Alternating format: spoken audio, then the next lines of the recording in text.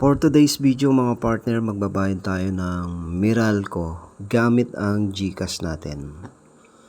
At kung hindi ka pa nakapag-subscribe sa YouTube channel ko, i-click mo lang ang subscribe button para updated ka sa next kong video. Ayan, so buksan na niyo yung GCash at i-click yung bill. So kapag nakabukas na yung bill, hanapin niyo yung electric. Then kapag na-click na ninyo, i-click ninyo yung i-type ninyo yung Meralco. Diyan, ta-type nyo lang. Pag lumabas na yung Meralco,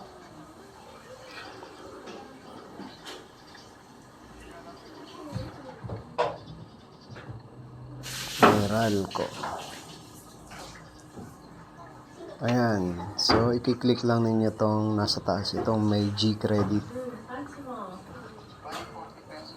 Tapos ita-type lang ninyo yung kung magkano yung payment na babayaran nyo.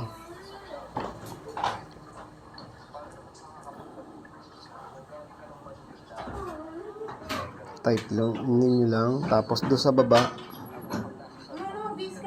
ayan, i-enter ninyo yung customer account number. Tapos pwede mo rin lagyan ng email address.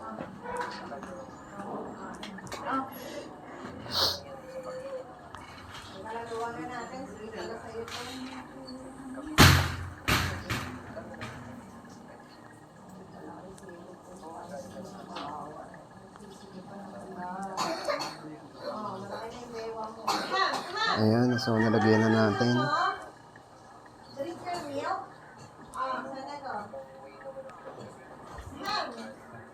Ayan, i-click lang natin yan.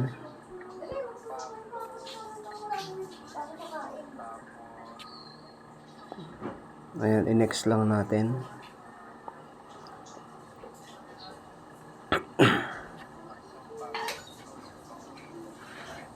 Yun, tapos i-confirm natin.